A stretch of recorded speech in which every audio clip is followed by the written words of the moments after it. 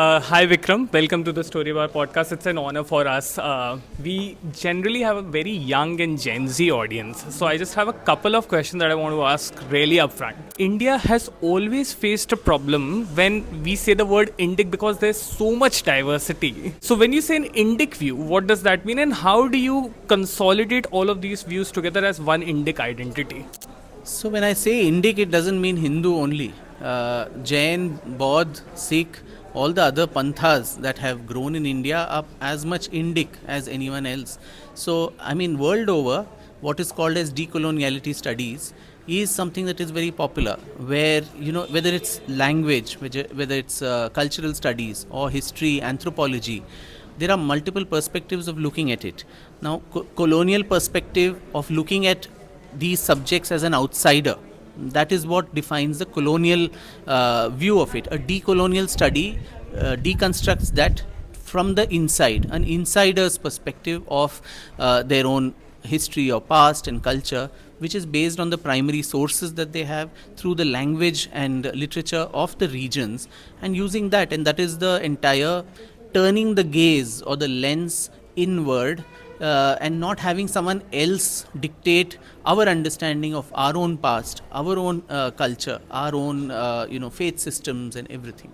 And so, Vikram, which was the last book that you read which stayed with you, and what is something like some excerpts of that book that you would want to tell our audience?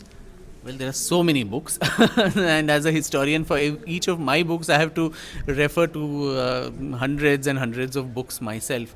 But just for this session, of course, I read Dr. Sonal Mansingh ji's Zigzag Mind, which again, through a person's individual memoirs and perspectives, I think she's brought out a larger picture of Indian culture, Indian history also, and put several things in perspective. So it's a fascinating book. It's a very sleek, thin book, but it gagar mein sagar bharna jaise bolte hain. It covers a lot, packs in a lot of information in that sleek volume.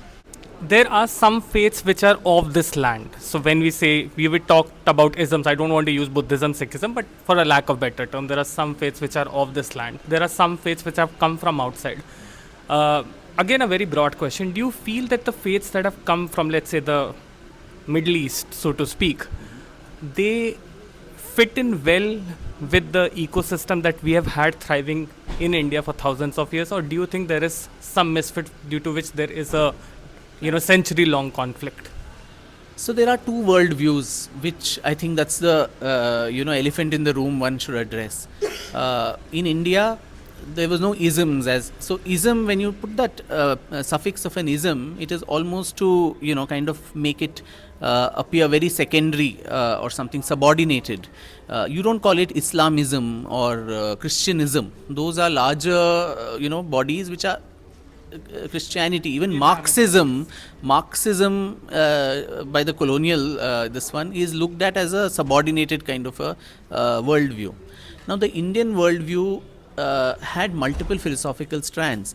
There were these orthodox traditions, there were heterodox traditions, and even within the orthodox traditions, which looked at the primacy of the Vedas, you had Sankhya, Nyaya, Vaisheshika, Mimamsa, and Yoga, and all these different schools. They had a lot of conflict within each other. They were constantly refuting.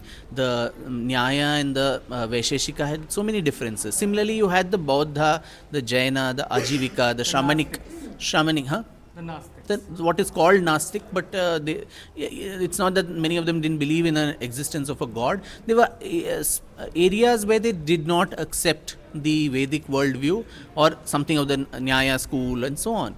So these all existed, coexisted, and the way to get another person convinced to your viewpoint was not through violent means, but through shastrarth, through a debate, through dissent, through differences of opinion.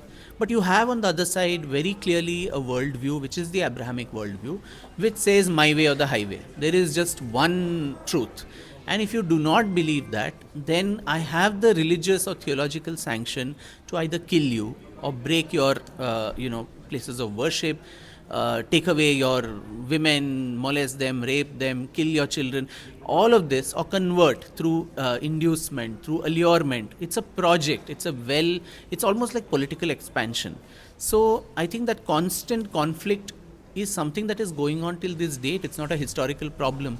What you're seeing in our neighborhood in Bangladesh, or what happened, we don't have to go to the Delhi Sultanate times. We just needed to see our own times when the Bamiyan Buddhas were brought down in Afghanistan.